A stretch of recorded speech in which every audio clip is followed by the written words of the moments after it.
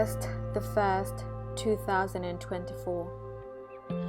A few years ago, you embarked on a journey of self-love. Not that you didn't love yourself, but this was a different kind of self-love.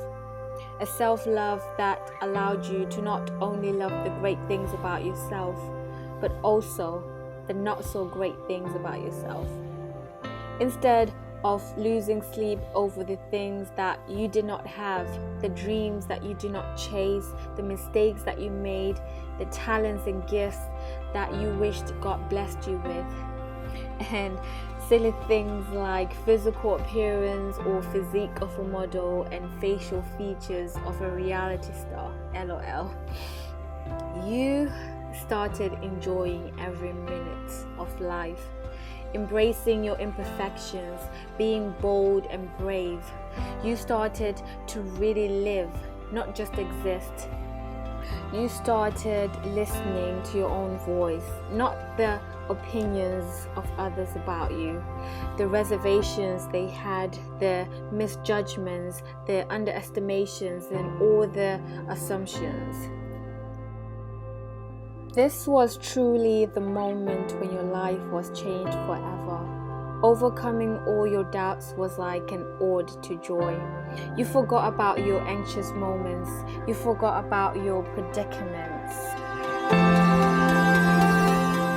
Remember how afraid you were of failure, but you gave it a try. I know you were scared, but you began to cherish moments with people around you. You loved, you danced, and you tried new things with new people. You lived, but most importantly, you prayed. And I hope you saw it then, in that moment, that you became the person you were destined to be. Remember the things that kept you most sane, the things that made you feel liberated. You learned that there was no harm in living outside the comfort zone, to be on both ends of the spectrum, that you could be peaceful and wild. And when I say wild, I mean 100% up for spontaneous adventures.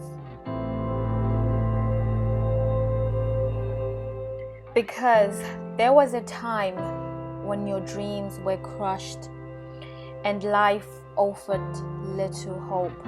You started living life with little optimism, without fulfilling your purpose. The days that you felt lifeless and hopeless, working a 9-to-5, living an average life.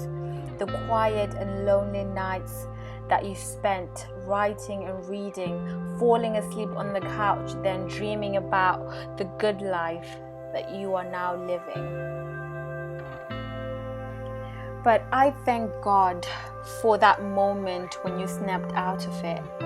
The time you had an epiphany and came to a realization that you are a child of God and that you are destined for greatness, and success was and is not optional. You have to make it. No matter how hard life got, you were determined to get to your destiny. So you got tougher. You began fighting for a better future. You kept running because Queen Bee said, winners never quit on themselves. And that is true. And I am so proud of you, because look at where you are now and all the things you have accomplished because you fought to win. You refused to conform to society and plummet straight into the norms, where giving up becomes most people's reality, and instead of striving for change, they settle for second best. But I thank God that you knew Him, and because of that, you knew that you were made for so much more. So you worked hard. You worked so hard till your passion met your purpose, till the word impossible meant nothing but another challenge you were ready to take.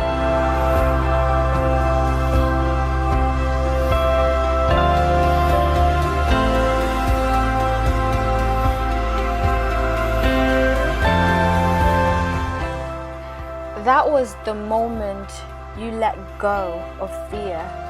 And you did not know it then, but this was the experience that changed the trajectory of your life. And for the first time, you realized what you wanted in life. You wanted to be fulfilled in every aspect of your life. You wanted to be free. You wanted to find meaning. You wanted to be whole and never feel empty inside. So you searched for inspiration that spoke to you.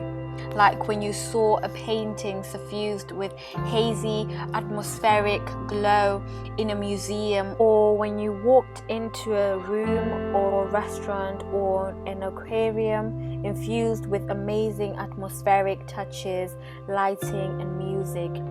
It made you want to embrace a more imperturbable, calmer sensibility with each new day that God gave you and carries on giving. That made my soul smile.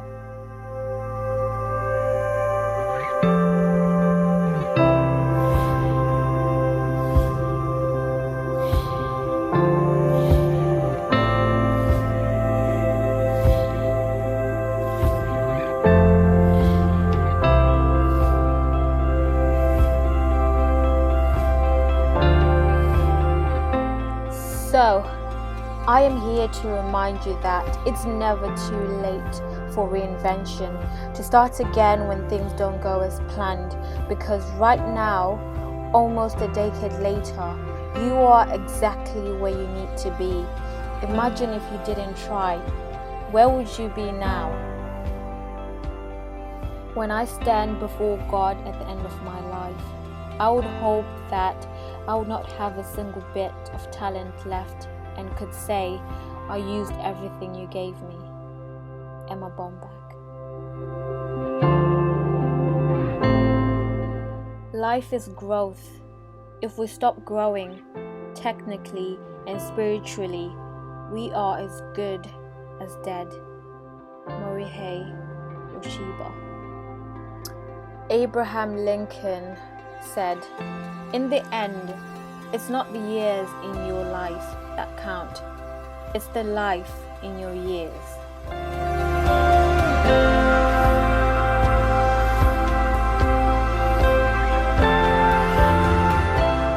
Joshua 1 verse 9. Be strong and courageous.